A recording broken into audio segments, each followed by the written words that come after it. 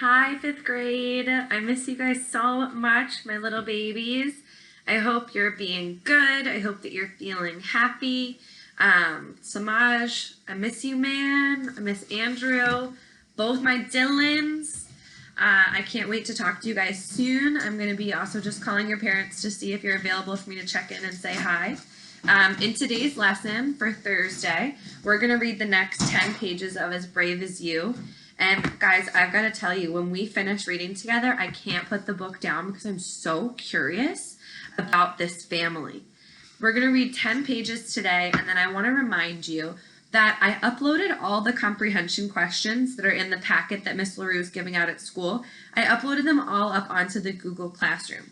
What this means is that if you log on to the Google Classroom and on the top bar click classwork, you can open a worksheet and it will be a digital worksheet. So instead of you handwriting the answers, you get to type the answers in, and then I can read them and grade them and also just know if you're with me, know if you need a little extra help. You can still be doing all the work by hand if you want to. What's tricky is just that I can't see that work to check in with you. So if you're able to do it online, I want to ask that you give it a shot for me. I will let you use whatever font and whatever color you want. No lime green and no yellow. You can't be making me go blind with this, but because it's a little different, I want to make it so you can have fun with it, okay? All right, we are going to read page 45 to page 55, and I'm just checking my calendar. Yep, we're good. We're ready to go.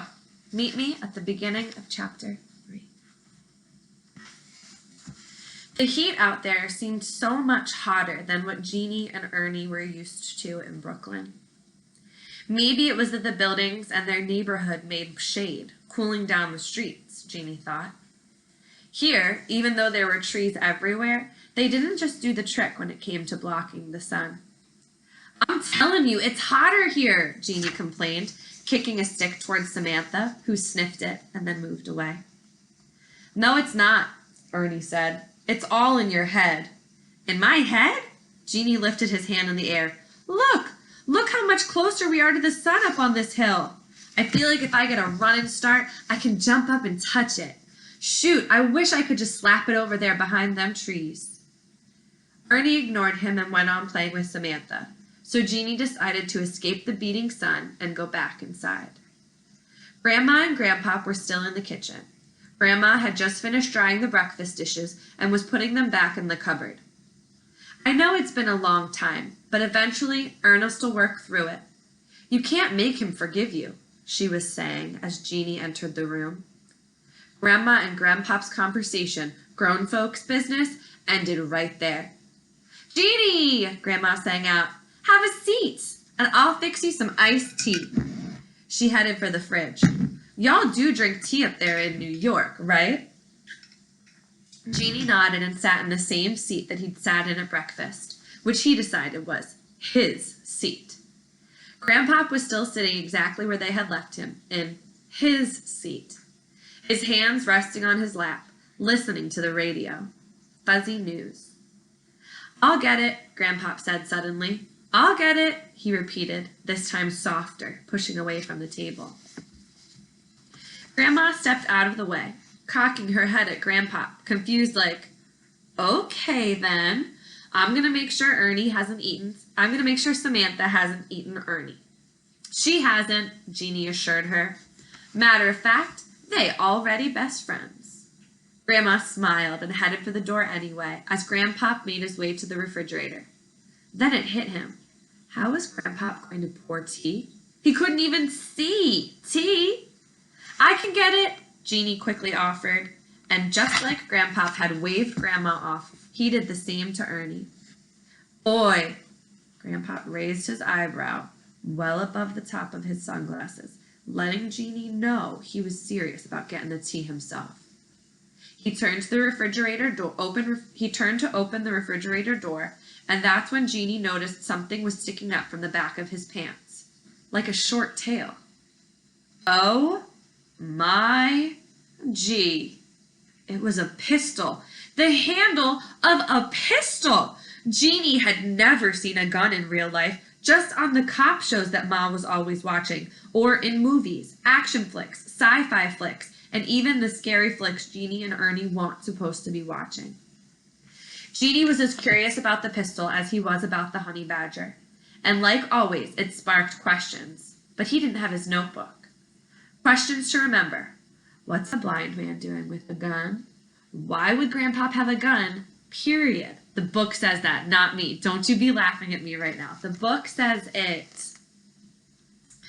Kendall, I know you're loving it. Jeannie flat out stared, but when Grandpop closed the fridge, a big jug of tea in his hand, Jeannie turned away fast, just in case the old man could somehow see him. It was ridiculous, Jeannie knew. And sure, he was told Grandpop was blind, but he wanted to play it safe. The whole blind thing might have been a bluff, a theory that seemed a lot less silly after what happened next. Slices of lemon sloshed from side to side in the jug like little yellow lily pads in a brown lake. That is a beautiful simile. I hope you guys annotated that. Grandpop reached into a cabinet and grabbed a glass jar, an empty one, first try. Running his hand along the mouth of the jar, he started pouring the tea in. Here's a jar that I'm drinking my water out of today. You can use that to help us connect. Perfectly.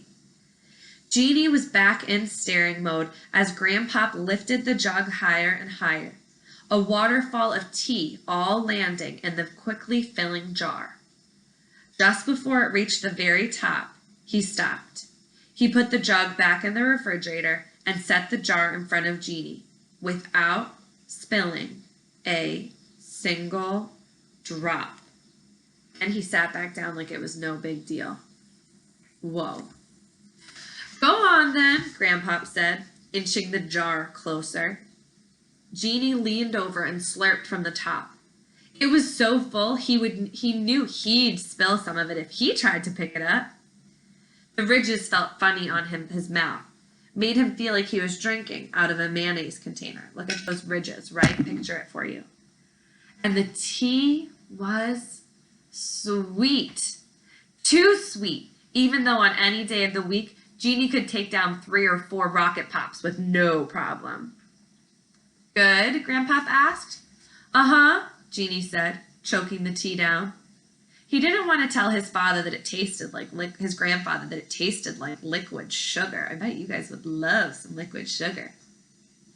After embarrassing himself at breakfast, Jeannie had come to the conclusion that the truth would sometimes make things weird. Does it need more sugar? Grandpop asked.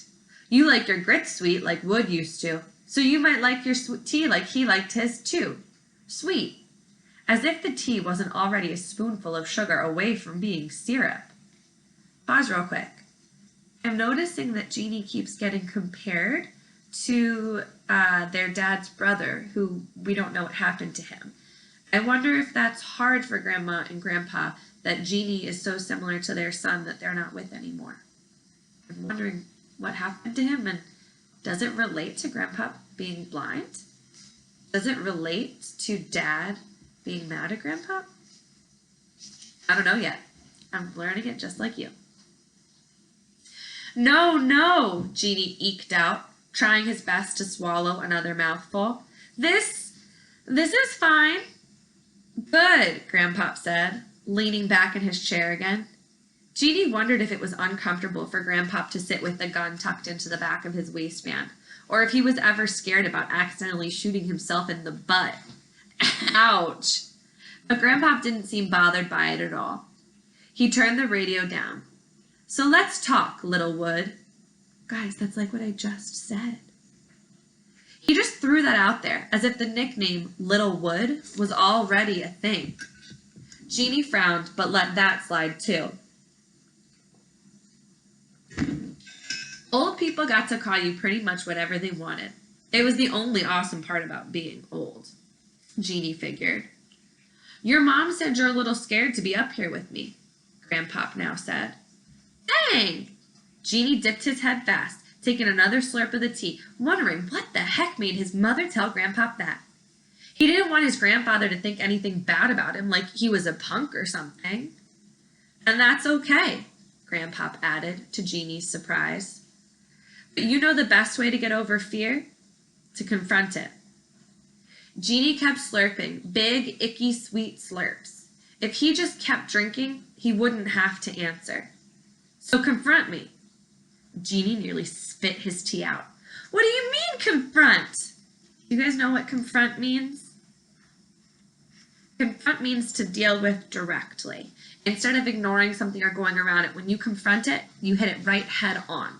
Let's see if there's more context to help us with it as we keep reading. I don't know. Jeannie nearly spit out the tea. What do you mean, confront? I don't know. Ask me anything you want to know. Anything. Once you get some answers, you might feel a little better about being here. Okay, Jeannie said. His mind, however, was going completely blank. He wished his notebook weren't upstairs. He had written so many questions for Grandpop. Questions like, when did you get blind? And did it hurt? Plus, there was the new question that he had just come up with. The one tick-tick-ticking in his brain, ready to explode out of his mouth. What is a blind man doing with a gun? Asking questions usually wasn't a hard thing for Jeannie to do, because he always had them. Always. Ma and Dad said it was a good thing, but it drove Ernie crazy. Ernie always said Jeannie asked too many questions. Ma said Ernie only said that because he never had enough answers. And now, here Journey was, with someone who wanted to hear all of his questions, who was asking him for questions. And for some reason, he was nervous. Nervous! Grandpop looked at Jeannie, was looking at Jeannie, towards him, expectantly. I can ask anything? Jeannie stalled for time, lifting the jar and taking another sip, trying not to make a face, even though he was pretty sure that Grandpop couldn't see his face. How much sugar was in this stuff? Ma, the sugar police probably would have flipped if she tasted this. Shoot. Okay. Jeannie decided to just go for it. When did you get blind? 20 years ago. And just like that, the question floodgate opened. Party time. How? Glaucoma. It's a disease that destroys your vision. What? You can get a disease that can make you blind? Jeannie was horrified. Mental note. Look up glaucoma. But what he said was, oh, did it, hurt? Going blind? Nah, it was like every day would get a little darker and a little darker until one day I just woke up and everything was just black. Were you scared? Not really. Why not? I would be. Don't do no good to be scared. I knew it was coming and I couldn't stop it, so I just had to deal with it and move on. The glass started to sweat and was now dripping on Jeannie's legs. So, you remember what Dad looks like? Of course, he looks like his mother. You know what I look like? Come here and I'll tell you. Grandpop reached out and palmed Jeannie's cheeks like Ma did tomatoes at the grocery store. He ran his fingers over Jeannie's eyes, mouth, and nose. You look like your daddy. Jeannie did look like Dad. Ernie looked like Ma, but was lucky enough to have Dad's smile. How do you know that? Jeannie asked. Magic. Please, I'm 11, not 6, Jeannie wanted to say. But instead he just kept on with the questions. How you pour that tea? Because I know where the glass is. But how you know when to stop? Because I can hear it. The closer it gets to the top, the deeper the sound. But how you know when to stop? Grandpop shrugged. I just guessed. Dad says that you can do a bunch of stuff. I can hear you too. I hear you can too. But he tells me you can do stuff like cook. Sure can. But how? You not scared of burning yourself or burning the whole house down? Jeannie looked at the peeling walls. The sea green color was broken up by segments of white where the paint had flaked off, shaped like continents on a map. Jeannie imagined the word wall burning, the wall world burning. Nope, I just do it. I can feel the heat from the flame. I know where the food is. I know where the pots and pans are. No big deal. But, well, how do you know where everything is? Because it's been that way since me and your grandma been married. Pot's been in the same place since your daddy was a little boy, Grandpop explained. But still, You don't never forget? Jeannie went on. Nope. Never? Never. But what if you do? I won't. Grandpa reached in his shirt pocket and pulled out a white handkerchief that wasn't really all that white anymore, and he patted his forehead. It was definitely hot in the house, almost as hot as it was outside, almost as hot as it got in the kitchen, at Jeannie and Ernie's house, wherever Mama was cooking. But the tea was helping, and the little drip drops from the glass on Jeannie's legs were helping even more. Next question. What did Grandma do before she had to take care of you? She don't take care of me, Grandpop snapped, his voice jumping into a higher pitch. Jeannie sat back fast. Right, but, what did she used to do before? She was a nurse. Oh, good, so she can take care of you. She don't take care of me, Grandpop snapped again. Whoa, guys, pause real quick. I'm noticing Grandpop is really, really unhappy with any time they talk about someone taking care of him. He wants everyone to know he can do everything by himself, and it seems like it's something that's really personal for him. We only have one more paragraph for today. I gotta know what's gonna happen. Suddenly the phone rang.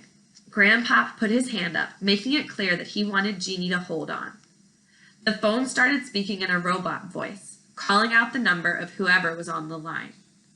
Jeannie could hear the voice in the kitchen and Grandma in Grandpop's bedroom, even in the bathroom. It was like they were surrounded by bots, all shouting out numbers, which was both weird and cool. That's where we're going to pause for today. What I want you to do is look around on our Google Classroom page, click where it says classwork, and find the As Brave as You comprehension questions, and just go on, you open it. Yours is separate from everyone else's, so it'll have your name up on the top by the title. Choose what font color you want to do. I'm really feeling like purple and maybe some oranges, and use tag to complete the questions that we've answered so far. So far you should have chapter 1 questions and 2 questions finished, and you should be starting on the questions for chapter 3. I can't wait to read with you guys again. As soon as you're done with those questions, click the next link and do vocab, and subscribe to my YouTube channel. I feel like I'm one of those real YouTubers. Subscribe to my YouTube channel so that you can see all of our videos. Mr. Garal's going to be getting on here. Miss LaRue's going to be posting a few. I bet we can even get Miss Brake to come on over and give you guys a shout and say hi. All right, I miss you. Be good. Tune in for the next video on vocab very soon. Bye.